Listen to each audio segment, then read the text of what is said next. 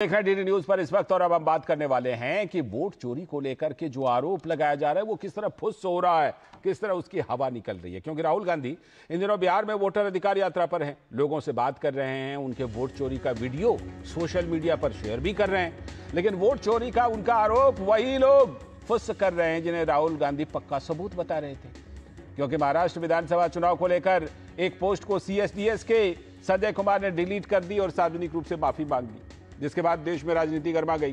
क्योंकि इसी को आधार बनाकर कांग्रेस पार्टी जो है वो मुद्दा बना रही थी। बीजेपी का कहना है कि कांग्रेस जिस सोशल मीडिया पोस्ट को आधार बनाकर वोट चोरी का आरोप लगा रही थी, अब तो संजय कुमार ने उस पोस्ट के लिए माफी तक मांग ली। बीजेपी ने राहुल गांधी से पूछा कि क्या अब वो भी देश से माफी मांगेंगे क्या?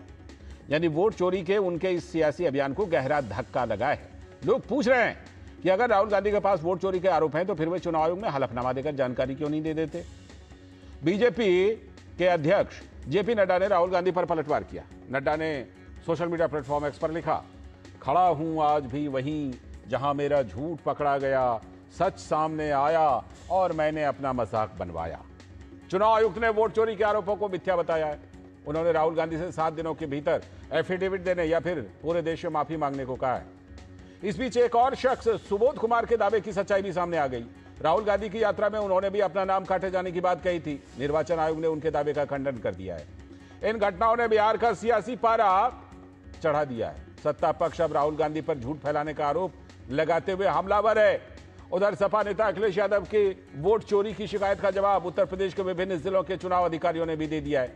अखिलेश का दावा था कि उन्होंने 18,000 शिकायतें हलफनामे के साथ दी थी, लेकिन जवाब तो उन्हें मिल रहा है तो कह रहे हैं कि समय से नहीं मिला। लेकिन 2022 के सवाल पर अब जो है इस मुद्दे को उठाने का क्या मकसद था? बिहार में रंजू देवी जो है उनका वीडियो भी वायरल हो रहा है।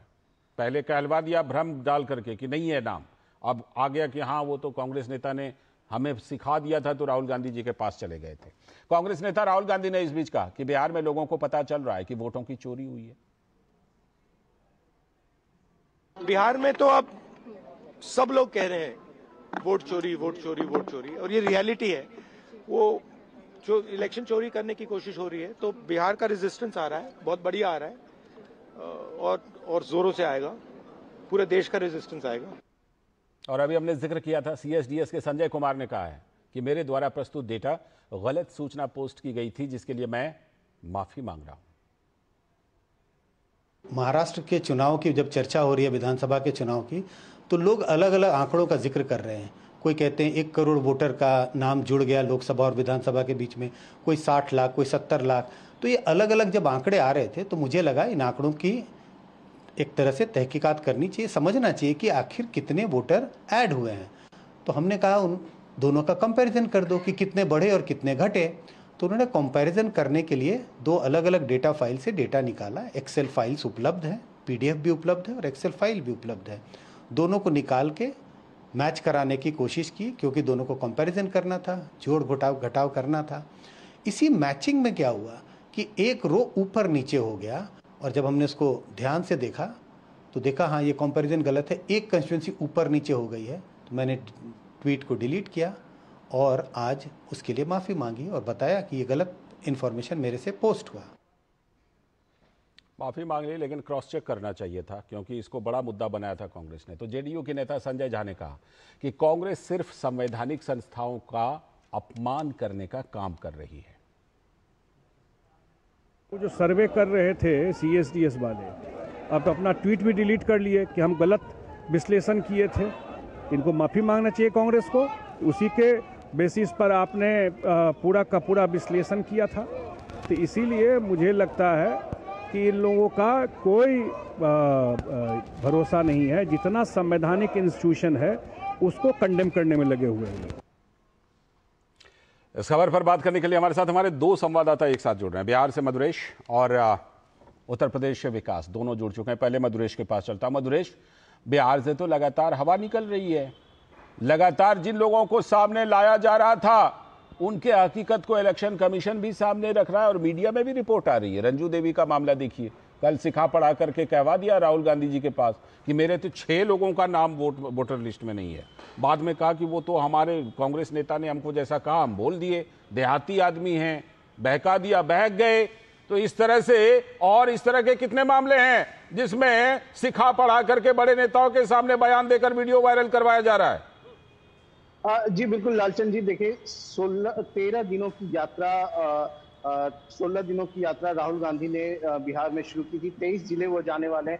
1300 किलोमीटर की ये यात्रा थी। कांग्रेस कार्यकर्ताओं में बहुत उत्साह था इस यात्रा को लेकर, लेकिन जैसे जैसे जो राहुल गांधी के दावे हैं वो उसका जो खंडन है वो चुनाव आयोग करती जा रही है, जो कांग्रेस कार्यकर्ता है खुद उनका भी उत्साह अब धीरे धीरे कम होने लगा है और जो जनता है उसको भी समझ में आने लगा है कि जो राहुल गांधी है वो कितने खोखले दावे कर रहे हैं, क्योंकि जनता तो 7 करोड़ से ज्यादा बिहार की जनता पहले से चुनाव आयोग पे भरोसा कर रही थी, तभी तो एसआईआर का फॉर्म उन्होंने फिल किया था। अब इस बीच में जो ये कोशिश कर रहे हैं राहुल गांधी भ्रम फैलाने की, लगातार जो वो कह रहे हैं उनका खंडन चुनाव आयोग प्रस्तुत कर रहा है। इसके अलावा भी जो महागठबंधन की पार्टियां हैं जो भी सवाल पूछ रही हैं, A1 से चुनाव आयोग उनका जवाब दे रहा है और उनके खंडन भी प्रस्तुत कर रहा है। जहां कहीं भी कोई परेशानी है चुनाव आयोग उसको तुरंत रेक्टिफाई कर रहा है। उसका जो मतदाता सूची जारी करना है उसके शुद्धि को लेकर के काम कर रहा है। खुलासे से जाहिर सी बात है कि अभियान की हवा तो निकल ही रही, लेकिन राहुल गांधी को अखिलेश यादव ने एक तरह से बैकअप देने की कोशिश की थी कि आप कहते हैं हलफनामा दे दो, हलफनामा दे दो। हमने दिया था लेकिन कुछ हुआ नहीं, लेकिन चुनाव आयोग ने उत्तर प्रदेश में विकास वो डेटा दे दिया, वो जानकारी दे दी कि देखिए हुआ था इस पर, इसलिए ये भ्रम मत फैलाइए और इस तरह का झूठा बैकअप नहीं दीजिए इस चीज को।